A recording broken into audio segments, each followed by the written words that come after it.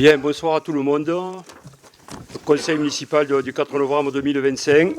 Je vais passer donc à l'appel. Fourcade Philippe présent. Donc Madame Font, pardon. Présente. Madame Monnier. Monsieur Jonca nous rejoindra, donc il est à une réunion juste avant. Madame Labbé est absente, excusée, elle donne procuration à Madame Nathalie Font. Monsieur Marco. Monsieur Avila.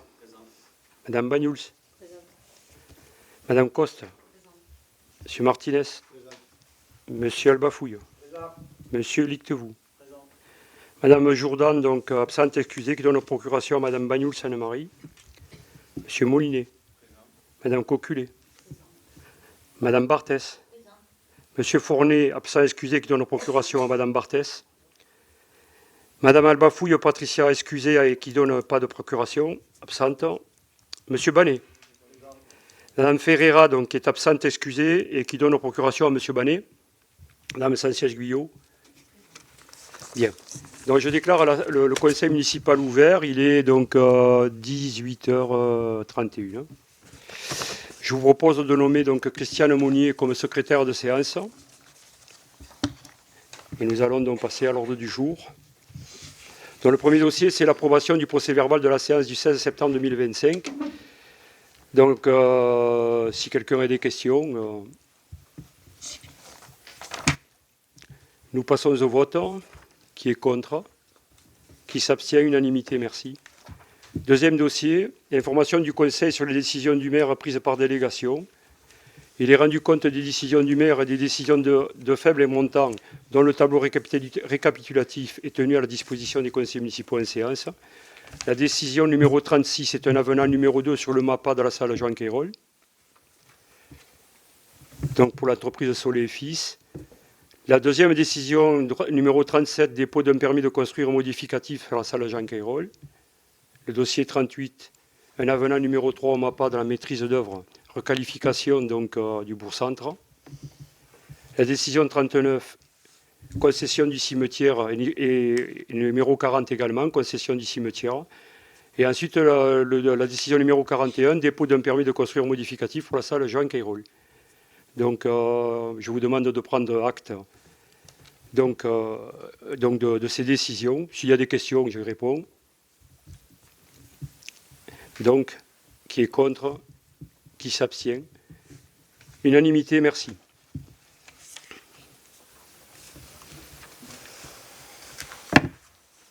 Création d'un poste d'agent recenseur, dossier numéro 3, pour effectuer des opérations de recensement de la population 2026 et fixation de la rémunération, présentée par Madame Monnier.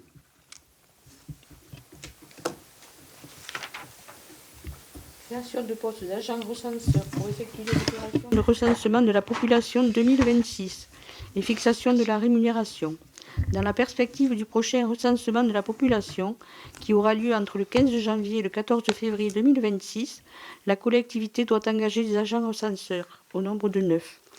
Ces derniers doivent bénéficier d'une rémunération forfaitaire qui prend en compte les travaux de préparation, la collecte et la restitution. Pour déterminer les montants que vous pouvez voir sur la projection, la collectivité a procédé à des recherches sur les communes de même strate afin de définir les indemnités des agents recenseurs. Donc, comme je l'ai dit, vous l'avez sur le tableau. Ainsi est-il proposé au conseil municipal de dire que les crédits correspondants seront inscrits au budget communal 2026, chapitre 012. D'autoriser M. Philippe Fourcade, maire, à signer tout document nécessaire à la bonne exécution de la présente délibération. Il est également habilité à procéder au recrutement de 9 agents recenseurs en vue d'assurer la réalisation de la mission de recensement de la population 2026, conformément aux modalités définies par l'INSEE et aux besoins identifiés sur le territoire communal. Merci. Des questions? Nous passons au vote. Qui est contre? Qui s'abstient? Unanimité, je vous remercie. Dossier numéro 4, mise à jour du tableau des effectifs présenté par Madame Font.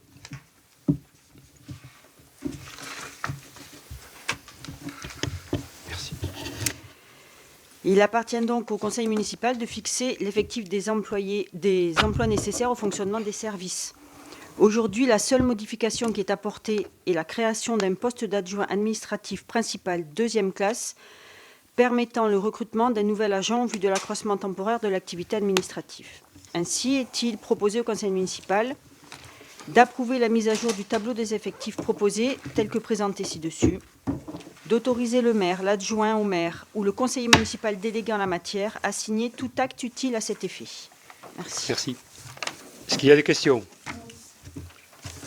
Nous passons au vote. Qui est contre? Qui s'abstient? Unanimité, merci. Donc je vous signale la présence de M. Frédéric Jonca, donc, qui prend part donc, au conseil municipal à partir du dossier numéro 5. Dossier numéro 5, carte cadeau de Noël 2025 à l'attention des agents municipaux. Nathalie Faux. Depuis 2014, la mairie d'Espira-de-la-Glie offre chaque année, au moment des fêtes de fin d'année, des cartes cadeaux aux agents municipaux. Une carte cadeau permettant de faire des courses alimentaires auprès de l'enseigne Carrefour. La dernière augmentation de ces cartes cadeaux a eu lieu en 2022. Sa valeur numéraire est passée de 100 à 120 euros par agent pour une année pleine de service. Aujourd'hui, il est proposé une nouvelle augmentation au vu du contexte inflationniste des 3 dernières années. Une augmentation de 120 à 150 euros par agent pour une année pleine de service. Ainsi, est-il proposé au conseil municipal d'attribuer des chèques cadeaux aux agents suivants, titulaires, stagiaires, contractuels en CDI ou CDD. Pour pouvoir en bénéficier, l'agent devra avoir été présent dans la collectivité au moins 6 mois dans l'année considérée, présence effective, et être dans les effectifs au 1er décembre de l'année. De fixer le montant par agent comme suit. 150 euros pour les agents titulaires, stagiaires, contractuels en CDD ou CDI, ayant au moins 1 an d'ancienneté. 75 euros pour les agents titulaires, stagiaires, contractuels, CDD ou CDI, ayant 6 mois de présence effective. Les agents devront être présents au moins 6 mois et être dans les effectifs au 1er décembre de l'année. De dire que les crédits prévus à cet effet sont inscrits au budget primitif de la commune 2025. Merci. Merci. Est-ce qu'il y a des questions? Nous passons au vote. Qui est contre? Qui s'abstient?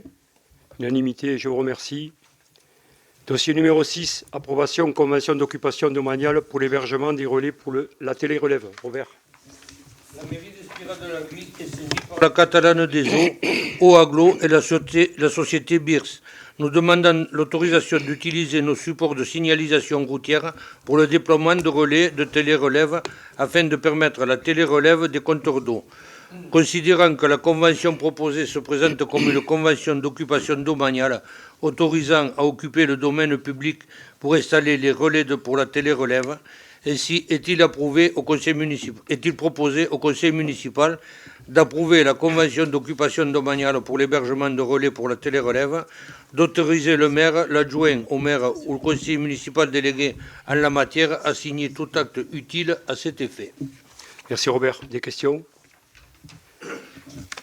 Donc pas de questions. Nous passons au vote. Qui est contre? Qui s'abstient? Unanimité, merci. Dossier numéro 7. Donc décision modificative numéro 2 de l'exercice 2025. Par délibération numéro 202-5010 en date du 25 février 2025, le budget principal primitif de la commune a été voté. Par délibération de 2025-028 en date du 26 juin 2025, une décision modificative numéro 1 de la commune a été votée. Il convient aujourd'hui de faire des ajustements budgétaires en cours d'exercice en section de fonctionnement et d'investissement du budget principal afin de prendre en compte les évolutions du programme et les dotations d'amortissement. Donc, vous avez en recette de fonctionnement 14 000 euros donc, du chapitre 75 qui sont reversés donc, au chapitre 65 en dépenses. Et vous avez donc 10 000 euros de recettes de fonctionnement qui vont donc abonder donc, la dépense mais en opération d'ordre au 0,42 donc pour 10 000 euros. Et vous avez donc en investissement, vous retrouvez donc l'opération de contrepartie, donc les 10 000 euros donc en 0,40 et l'opération donc, qui fait donc ces 10 000 euros. Voilà, tout ça c'est pour les amortissements. Est-ce qu'il y a des questions? Pas de questions, nous passons au vote. Qui est contre? Plus. Oui, hein? Qui s'abstient? À la majorité, je vous remercie. Dossier numéro 8. Demande l'attribution d'un fonds de concours à Perpignan Méditerranée Métropole. Opération renaturation et requalification de la place de la mairie. La commune a engagé une importante opération de requalification et de renaturation de la place de la mairie, dont les travaux débutent. Ce chantier d'envergure représente un montant prévisionnel de 693 721,55 € hors taxes. Aussi a-t-il été sollicité auprès de la communauté urbaine Perpignan Méditerranée Métropole un abondement de fonds de concours pour un montant de 73 194,43 € issu du solde de DAT de voirie communautaire. Ce fonds de concours permettra à la commune de réduire le montant des fonds propres et affectés sur cette opération et préserver d'autant sa capacité d'investissement. Ainsi, il est proposé au conseil municipal d'approuver la demande de l'attribution d'un fonds de concours pour le projet de requalification et renaturation de la place de la mairie, tel que défini ci-dessus, d'inscrire et imputer la recette correspondante au budget principal de la commune, d'autoriser le maire, l'adjoint au maire ou le conseiller municipal délégué en la matière à signer tout acte utile à cet effet, notamment la convention à passer avec Perpignan Méditerranée Métropole pour le versement de ce fonds de concours et les éventuels avenants donc aux conventions précédentes. Quelqu'un a-t-il des questions? Nous passons au vote. Qui est contre? Qui s'abstient? Unanimité, je vous remercie. Dossier numéro 9. Demande à l'attribution d'un fonds de concours à Perpignan Méditerranée Métropole. Opération réfection rue Maréchal Joffre. La commune a engagé une opération de réfection des voiries rue Maréchal Joffre dont les travaux débutent. Ce chantier représente le montant prévisionnel de 173 337,98 € hors taxes. Aussi a-t-il été sollicité auprès de la communauté urbaine un amendement de fonds de concours pour un montant de 22 872 € issu du solde de restitution PPI voirie de 2024 et 2025. Ce fonds de concours permettra à la commune de réduire le montant des fonds propres à affecter sur cette opération et préserver d'autant sa capacité d'investissement. Ainsi, il est proposé au conseil municipal d'approuver la demande de l'attribution d'un fonds de concours pour le projet de réfection des voiries du Maréchal Joffre, tel que défini ci-dessus, d'inscrire et imputer la recette correspondante au budget principal de la commune, d'autoriser le maire, l'adjoint au maire ou le conseiller municipal délégué en la matière à signer tout acte utile à cet effet, notamment la convention à passer avec Perpignan Méditerranée Métropole pour le versement de ces fonds de concours et les éventuels avenants ou conventions précédentes. Y a-t-il des questions? Nous passons au vote. Qui est contre? Qui s'abstient? Unanimité, merci. Dossier numéro 10. Convention pour l'ouverture au public et pour l'inscription au PDIPR, plan départemental des itinéraires de promenade et de randonnée, d'un sentier de randonnée sur une propriété privée. C'est au sens général présenté par M. Jonca. Méditerranée Métropole, communauté urbaine, souhaite développer l'activité pédestre en proposant des chemins de randonnée à travers tout le territoire communautaire. La direction de l'environnement et de la mer de PMMCU travaille sur la création et l'entretien d'itinéraires de randonnée afin de proposer une offre de randonnée pédestre de qualité en créant un maillage cohérent.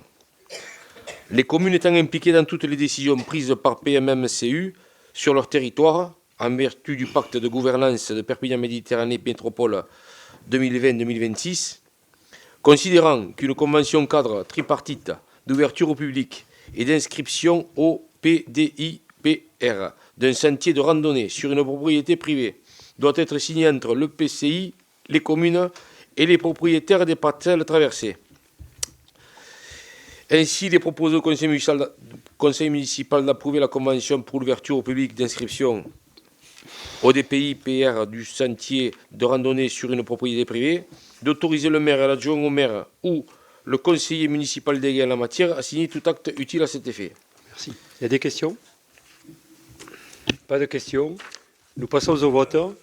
Qui est contre? Qui s'abstient? Unanimité, je vous remercie. Dossier numéro 11. Approbation des rapports de la CLET, Commission locale d'évaluation des charges transférées, du 30 septembre 2025. Comme vous le savez, les rapports de la CLET de la communauté urbaine, pour rappel la CLET, dont la Commission locale d'évaluation des charges transférées, doivent être approuvés par délibération concordante par l'ensemble des communes de PMMCU. La CLET s'est réunie le 30 septembre 2025 concernant le transfert de compétences défense extérieure contre l'incendie, DECI, des communes à PMM, ainsi que l'évaluation du montant de l'attribution de compensation pour la commune de Cornellà de la Rivière suite à son adhésion récente à PMM. Les rapports de la CLET de la session du 30 septembre 2025. Rapport numéro 1. Concernant la compétence défense extérieure contre les incendies des communes de PMM. Compte tenu de l'ancienneté de l'exercice réel de la compétence par Perpignan Méditerranée Métropole Communauté Urbaine, il est proposé de ne pas évaluer cette compétence car il serait complexe de collecter les justificatifs à la date du transfert effectif. Aussi, la charge transférée retenue par la CLET est donc nulle. Rapport numéro 2. Concernant l'adhésion de Corneilla de la Rivière, la CLET a statué en ce sens. L'affectation serait de 28 144 € relatifs aux charges de fonctionnement en faveur de Corneilla de la Rivière et en investissement, moins 99 513 000 € en faveur de Perpignan Méditerranée Métropole. Ainsi, il est proposé au Conseil municipal d'approuver les rapports de la Commission locale d'évaluation des charges transférées de Perpignan Méditerranée Métropole Communauté Urbaine en date du 30 septembre 2025, d'autoriser le maire ou adjoint délégué en la matière à signer tout acte utile à cet effet. Qu'est-ce qu'il y a des questions? Nous passons au vote. Qui est contre? Qui s'abstient? Unanimité, je vous remercie. Dossier numéro 12.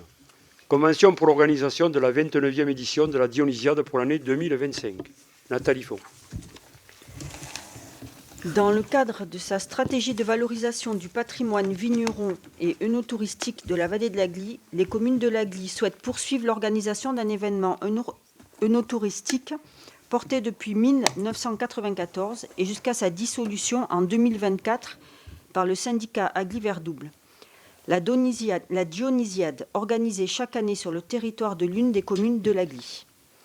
Elles ont souhaité ainsi organiser la 29e édition de la Dionysiade sur leur territoire, plus précisément dans la commune d'Espira-de-l'Agly, et confier à la SPL Cap Sud 66, agence d'attractivité, la mission de conception, d'organisation et de promotion de cet événement. Pour la conception, l'organisation et la promotion de l'événement, la société sollicite une rémunération fixée à 4 000 € aux 8 communes de l'Agly, soit 500 € pour la commune d'Espira-de-l'Agly. Ainsi, est-il proposé au conseil municipal d'approuver la présente convention avec la SPL Perpignan Méditerranée, Cap Sud 66, agence d'attractivité, et l'ensemble des 8 communes de l'Agly dans le cadre de l'organisation de la 29e édition de la Dionysiade sur la commune d'Espira-de-l'Agly pour l'année 2025, aux conditions décrites ci-dessus. D'autoriser et imputer la dépense au budget principal de la commune de 500 €. D'autoriser le maire, l'adjoint au maire ou le conseiller municipal délégué en la matière à signer tout acte utile à cet effet. Merci. Des questions? Pas de questions. Nous passons au vote. Qui est contre? Qui s'abstient? Unanimité, je vous remercie. Il est 18h48 et je déclare le conseil municipal clos. Merci. Bonne soirée.